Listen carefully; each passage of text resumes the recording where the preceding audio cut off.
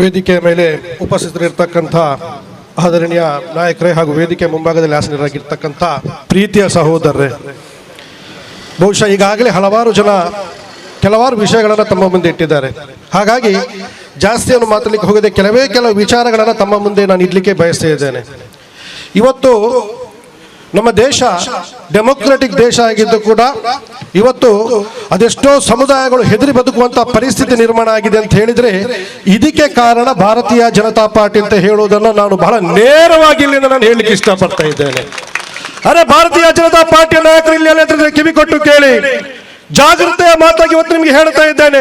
ಈ ದೇಶಕ್ಕೆ ಬ್ರಿಟಿಷರ ಕೈಯಿಂದ ಸ್ವಾತಂತ್ರ್ಯವನ್ನು ತಂದುಕೊಟ್ಟಿದ್ದು, ಬ್ರಿಟಿಷರ ಗುಂಡಿಗೆ ಎದನ್ನ ಕೊಟ್ಟಿದ್ರೆ ಅದು ಭಾರತೀಯ ರಾಷ್ಟ್ರೀಯ ಕಾಂಗ್ರೆಸ್ ಹೊರತು ಭಾರತೀಯ ಜನತಾ ಪಾರ್ಟಿ ಅಲ್ಲ. ಇದನ್ನ ನೀವು ನೆನಪಿಟ್ಕೊಳ್ಬೇಕಾಗಿದೆ. ಇವತ್ತು ನೇರ ಇದ್ದಂತ ಸ್ಪರ್ಧೆಯನ್ನ ಮತಗಳ ವಿಭಜನೆಗೋಸ್ಕರ ಸಮುದಾಯದ ಹೆಸರು ಹೇಳಿಕೊಂಡು ತಮ್ಮದೇ ಬಿ ಟೀಮ್ ಅನ್ನ ತಯಾರು ಮಾಡಿ ಇವತ್ತು ಮನೆಗೆ ಹೋಗಿ ನೀವು ಹೇಳ್ತೀರಲ್ಲ ಸಮುದಾಯದ ಒಳಿತಿಗೋಸ್ಕರ ಕಟ್ಟಿದಂತ ಪಕ್ಷ ಅಂತ ಹೇಳಿ, ನಾನು ನಿಮ್ಮ ಹತ್ರ ಕೇಳ್ತೇನೆ, ಯಾವ ಸಮುದಾಯದ ಗ್ರಂಥದಲ್ಲಿದೆ ಅಥವಾ ಯಾವ ಸಮುದಾಯ ನಿಮ್ಮನ್ನು ಹೇಳಿದೆ ಹೊಡಿ ಬಡಿ ಅಂತ ಹೇಳುವಂತದ್ದನ್ನು ನೀವು ಉತ್ತರ ಕೊಡಬೇಕಾಗಿದೆ ನನಗೆ. ಯಾವುದೇ ಸಮುದಾಯ ಇರಲಿ, ಯಾವುದೇ ಸಮುದಾಯಕ್ಕೆ ಸೇರಿದಂತ ಗ್ರಂಥಗಳಿರಲಿ, ಅದು ಹೇಳುವುದು ಒಂದೇ, ಪ್ರೀತಿ, ವಿಶ್ವಾಸ, ಸಹೋದರತೆ ಮತ್ತು ಸಮಾನತೆ. ಇದನ್ನ ನಿಜವಾಗ್ಲೂ ನೀವು ಅರ್ಥ ಮಾಡಿದಾಗ, ನೀವೊಬ್ರು ಹಿಂದೂ ಆಗಿರಿ, ಒಬ್ರು ಮುಸ್ಲಿಂ ಆಗಿರಿ, ಒಬ್ರು ಕ್ರೈಸ್ತರಾಗಿರಿ, ಇದನ್ನ ನೀವು ಅರ್ಥ ಮಾಡಿದಾಗ ನೀವೊಬ್ರು ನೈಜ ಭಾರತೀಯರಾಗ್ತೀರಿ ಅಂತ ಹೇಳೋದನ್ನು ಇವತ್ತು ಹೇಳಬೇಕಾಗಿದೆ. ತಮಗೆಲ್ಲ ಗೊತ್ತಿದೆ, ಮಾತ್ರ ದೇವೋ ಭವ ಅಂತ ಹೇಳುವಂತ ಮುಖಾಂತರವಾಗಿ ಅಧಿಕಾರವನ್ನು ಹಿಡಿದಂತ ಭಾರತೀಯ ಜನತಾ ಪಾರ್ಟಿ ಇವತ್ತು ಯೋಗಿ ಆದಿತ್ಯನಾಥ್ರವರ ಊರಲ್ಲಿ ಹಸ್ರಾತ್ನಲ್ಲಿ ಮನೀಷಾ ವಾಲ್ಮೀಕಿ ಅವರ ಬರ್ಬರ ಹತ್ಯೆ ಆಗ್ತದೆ. ರಾತ್ರಿ ಹೊತ್ತು ಆ ಹತ್ಯೆ ಆದಂತ ಯುವತಿಯನ್ನ ಪೊಲೀಸರ ಸೀಮೆಣ್ಣೆ ಹಾಕಿ ಸುರಿದು ಅವರೊಂದು ಸಂಸ್ಕಾರವನ್ನ ಮಾಡ್ತಾರೆ. ಕಡೆಯ ಪಕ್ಷ ಮನೆಯವರಿಗೆ ಶವ ಸಂಸ್ಕಾರವನ್ನ ಮಾಡ್ಲಿಕ್ಕೂ ಕೂಡ ನೀವು ಬಿಟ್ಟು ಕೊಟ್ಟಿಲ್ವಲ್ಲ. ಭಾರತೀಯ ಜನತಾ ಪಾರ್ಟಿಯವರೇ, ನೀವು ಇದಕ್ಕೆ ಉತ್ತರ ಕೊಡಬೇಕು. ಇದಾ ನಿಮ್ಮ ಮಾತ್ರ ದೇವೋ ಭವ ಅಂತ ಹೇಳುವಂಥದ್ದು ಇವತ್ತು ಉತ್ತರ ಕೊಡಬೇಕು. ಸತತವಾಗಿ 7 ದಿವಸಗಳ ಕಾಲ ನಿರಂತರವಾಗಿ ನಮ್ಮ ದೇಶಕ್ಕೆ ಬಂಗಾರದ ಮೆಡಲನ್ನು ಹಿಡ್ಕೊಂಡು ಬಂದಂತಹ ಕುಸ್ತಿ ಪಟ್ಟುಗಳು ಇವತ್ತು ದೆಹಲಿಯಲ್ಲಿ ಪ್ರತಿಭಟನೆ ಗೊತ್ತಿದ್ದಾರೆ. ಯಾಕೆ ಅಂತ ಗೊತ್ತಿದೆಯಾ? ಇದರ ಬಗ್ಗೆ ನಾವು ಅರಿತುಕೊಳ್ಬೇಕಾಗಿದೆ ಬಂಧುಗಳೇ. ಇವತ್ತು ಒಬ್ಬ ಸಂಸದ, ಕುಸ್ತಿ ಫೆಡರೇಷನ್ ನ ಅಧ್ಯಕ್ಷ, ನಮ್ಮ ದೇಶದ ಸಹೋದರಿಯರು ಕುಸ್ತಿ ಮೆಡಲಲ್ಲಿ ಜಯಿಸಿ, ಕುಸ್ತಿಯಲ್ಲಿ ಜಯಿಸಿ ಮೆಡಲ್ ಹಿಡ್ಕೊಂಡು ಬಂದ ಸಹೋದರಿಯರು ಅಂತಾರಾಷ್ಟ್ರೀಯ ಮಟ್ಟಕ್ಕೆ ಹೋಗಬೇಕು ಅಂತ ಆದ್ರೆ ಸರ್ಕಾರದಿಂದ ಪ್ರೋತ್ಸಾಹವನ್ನ ಕೇಳಿದಕ್ಕೆ ಆ MP ಏನ್ ಹೇಳ್ತಾರೆ ಅಂತ ಇವತ್ತು ನಾವು ಆಲೋಚನೆ ಮಾಡಬೇಕಾಗಿದೆ. ನಮ್ಮ ಸಹೋದರರ ಒಂದು ಶರೀರವನ್ನ ನೀವು ನನಗೆ ಕೊಡಬೇಕು ಅಂತ ಹೇಳ್ತಾರಲ್ಲ, ಇಂಥ MP ಗಳಿಗೆ ಮೆಟ್ಟಲ್ಲಿ ಹೊಡಿಬೇಕೋ ಬೇಡ ಅಂತ ಹೇಳುವುದನ್ನು ಇವತ್ತು ಹೇಳಬೇಕಾಗಿದೆ. ಎಲ್ಲಿಯವರೆಗೆ ನಾವು ಇದನ್ನು ಸಹಿಸಿಕೊಂಡಿರ್ತೇವಾ, ಎಲ್ಲಿಯವರೆಗೆ ನಾವು ಮೌನವಾಗಿರ್ತೇವಾ, ಅಲ್ಲಿಯವರೆಗೆ ಇಂಥವರಿಗೆ ಬುದ್ಧಿ ಬರುವುದಿಲ್ಲ. ಅದಕ್ಕೋಸ್ಕರ ತಮ್ಮಲ್ಲಿ ಕೈ ಮುಗಿದು ವಿನಂತಿಯನ್ನ ಮಾಡ್ತಾ ಇದ್ದೇನೆ. ನಾಳಿದ್ದು 10ನೇ ತಾರೀಕಿನಂದು ಚುನಾವಣೆ ನಡೀತದೆ. 10ನೇ ತಾರೀಕಿನಂದು ನಡೆಯುವಂತಹ ಚುನಾವಣೆಯಲ್ಲಿ ನಾವು ಗೆದ್ದಾಗಿದೆ ಬಿಡಿ. UT ಖಾದರ್ ಯಾವಾಗ ನಾಮಿನೇಷನ್ ಹಾಕಿದ್ರೆ ಆಗಲೇ ಗೆದ್ದಾಗಿದೆ ಬಿಡಿ. 13ನೇ ತಾರೀಕಿಗೆ ನಮಗಿರುವಂತದ್ದು ಕರ್ನಾಟಕ ರಾಜ್ಯದಲ್ಲಿ ಅತಿ ಹೆಚ್ಚು ಮತದಲ್ಲಿ UT ಖಾದರ್ ಜಯಿಸಿ ಬಂದಿದ್ದಾರೆ ಅಂತ ಹೇಳಲಿಕ್ಕಿರುವಂತದ್ದು ಮಾತ್ರ ಅಂತ ಹೇಳುವಂತ ವಿಷಯವನ್ನು ಈ ಮುಖಾಂತರವಾಗಿ ಹೇಳಲಿಕ್ಕೆ ಇರ್ತೇನೆ. ಇವತ್ತು ಅನೇಕ ಮಂದಿ ಮಾತಾಡಿದ್ದಾರೆ, ಅನೇಕ ಮಂದಿ ಮಾತಾಡ್ಲಿಕ್ಕಿದ್ದಾರೆ. ಹಾಗಾಗಿ ನಾನು ಜಾಸ್ತಿಯನ್ನು ಮಾತಾಡ್ಲಿಕ್ಕೆ ಹೋಗುದಿಲ್ಲ. ನಾನು ಒಬ್ಬ ಹಿಂದೂ ಧರ್ಮಕ್ಕೆ ಸಂಬಂಧಪಟ್ಟವನಾಗಿದ್ದು, ಹಿಂದೂ ಧರ್ಮದ ಆಚರಣೆಗಳಾಗಿದ್ದು, ನೈಜ ಭಾರತೀಯನಾಗಿದ್ದು ನಾನು ಇವತ್ತು ಕೇಳ್ತೇನೆ. ಇವತ್ತು ದೈವ ದೇವರ ಹೆಸರನ್ನು ಹೇಳಿಕೊಂಡು ಆಡಳಿತಕ್ಕೆ ಬಂದಂತ ಭಾರತೀಯ ಜನತಾ ಪಾರ್ಟಿ ಅವರೇ, ತಮ್ಮದೇ ಸರ್ಕಾರದಲ್ಲಿ ಗೃಹ ಮಂತ್ರಿ ಆಗಿರ್ತಕ್ಕಂಥ ಅರಗಜ್ಞಾನೇಂದ್ರ ಇದ್ರಲ್ಲ, ನಮ್ಮ ನಾಡಿನ ಒಂದು ದೈವ ಗುಳಿಗ ದೈವಗೆ ಅಪಹಾಸ್ಯವನ್ನ ಮಾಡಿದ್ರಲ್ಲ, ಆಗ ನೀವು ಸಂಘಟನೆಯವರು ಹಿಂದೂ ಮುಖಂಡರುಗಳೆಲ್ಲ ಎಲ್ಲಿ ಕೈಗೆ ಬಳೆ ತೊಟ್ಟು ನೀವು ಅಡಿಗೆ ಕೊಡಿ ಎಲ್ಲಿದ್ರು ಅಂತ ಇದಕ್ಕೆ ಉತ್ತರವನ್ನು ಕೊಡಬೇಕು. ಇವತ್ತು ಭಾರತೀಯ ಜನತಾ ಪಾರ್ಟಿಯವರು ಹಿಂದುತ್ವದ ಬಗ್ಗೆ ಮಾತಾಡ್ತಾರೆ. ನಾನು ಕೇಳ್ತೇನೆ ನಿಮ್ಮ ಹತ್ರ, ಇವತ್ತು ಹಿಂದುತ್ವದ ಬಗ್ಗೆ ನೀವು ಮಾತಾಡ್ತಿರಲ್ಲ, ಅವತ್ತು ಆಂಜನೇಯನ ಗುಡಿಯನ್ನ ನಿಮ್ಮದೇ ಸರ್ಕಾರ ಹೊಡಿಬೇಕಾದ್ರೆ ನೀವೆಲ್ಲಿದ್ರಿ? ಯಾಕೆ ಒಬ್ರು ಮಾತಾಡ್ಲಿಲ್ಲ ಅಂತ ಹೇಳುದು ನಾನು ಕೇಳ್ತೇನೆ. ಇವತ್ತು ನೀವು ಉತ್ತರ ಕೊಡಬೇಕು ಬಂಧುಗಳೇ. ನಾನೊಬ್ಬ ಹಿಂದೂ ಆಗಿ ಎದ್ದು ತಟ್ಟಿ ಹೇಳ್ತೇನೆ, ನಿಮಗೆ ನಿಜವಾಗ್ಲೂ ಹಿಂದುತ್ವ ನಿಮ್ಮಲ್ಲಿದ್ರೆ ಬ್ರಹ್ಮಶ್ರೀ ನಾರಾಯಣ ಗುರುಗಳು ಹೇಳಿದಂತ ಒಂದೇ ಜಾತಿ, ಒಂದೇ ಮತ, ಒಂದೇ ಧರ್ಮ ಅಂತ ಹೇಳುವಂತ ಮಾತನ್ನು ನೀವು ಆಲಿಸಿದ್ರೆ ನನ್ನ ಹತ್ರ ಬನ್ನಿ, ನಾನು ನಿಮ್ಮನ್ನ ಹಿಂದೂ ಅಂತ ಕರಿತೇನೆ. ಅಲ್ಲಿವರೆಗೆ ನೀವೆಲ್ಲ ಬೇರೆ ಡೋಂಗಿ ಹಿಂದೂಗಳು, ಮತಕ್ಕೋಸ್ಕರ ಹಿಂದುತ್ವದ ಮಾತಾಡುವಂತ ಹಿಂದೂಗಳು ಅಂತ ನೇರವಾಗಿ ಹೇಳ್ತೇನೆ.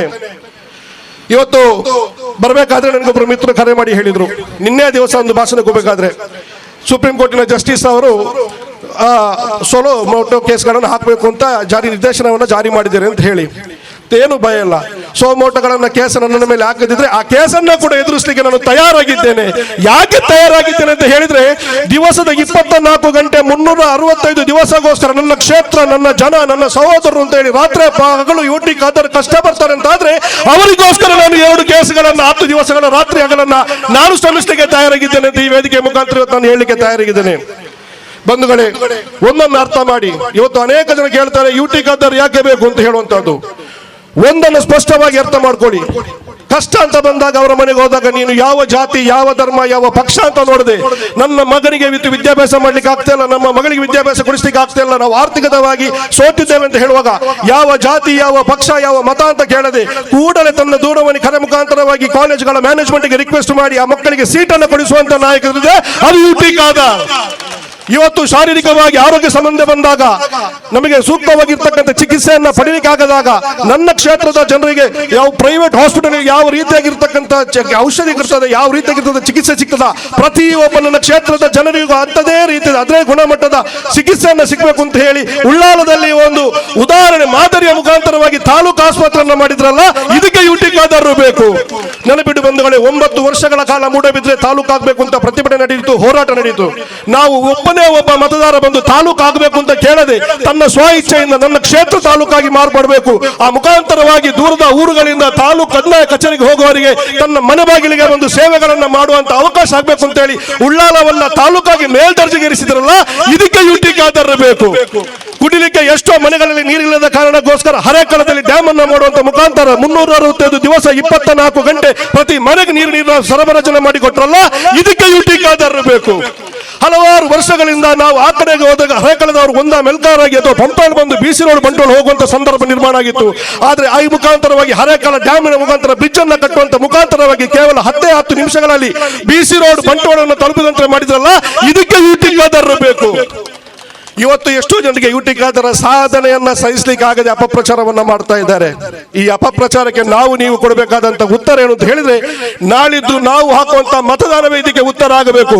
ನಾವು ಹಾಕುವಂತ ಮತದಾನ ಯುಟಿ ಖಾದರ್ ಅವರ ವಿರುದ್ಧ ಇರತಕ್ಕಂತ ಅಪಪ್ರಚಾರಗಳಿಗೆ ತಡೆಯುವಂತ ತಡೆಗೋಡೆಯಾಗಿ ನಿರ್ಮಾಣವಾಗಬೇಕು ಅಂತ ಹೇಳ್ತಾ ಈ ಒಂದು ಅವಕಾಶಕ್ಕಾಗಿ ವಂದಿಸ್ತಾ ಮುಡಿಪಿನ ಕಾರ್ಯಕ್ರಮಕ್ಕೆ ಹೋಗುವುದರಿಂದ ತಮ್ಮೆಲ್ಲರದ ಅನುವನ್ನು ಮಾಡಿಕೊಂಡು ಮುಂದೆ ಇದೇ ವೇದಿಕೆಯಲ್ಲಿ 13ನೇ ತಾರೀಕು ಯುಟಿ ಖಾದರ್ ವಿಜ್ಞಾಗಿ ಬಂದ ನಂತರ ಈ ರಾಜ್ಯದ ಉಪಮುಖ್ಯಮಂತ್ರಿಯಾಗಿ ಖಂಡಿತವಾಗ್ಲೂ ಅವರು ಬರ್ತಾರೆ.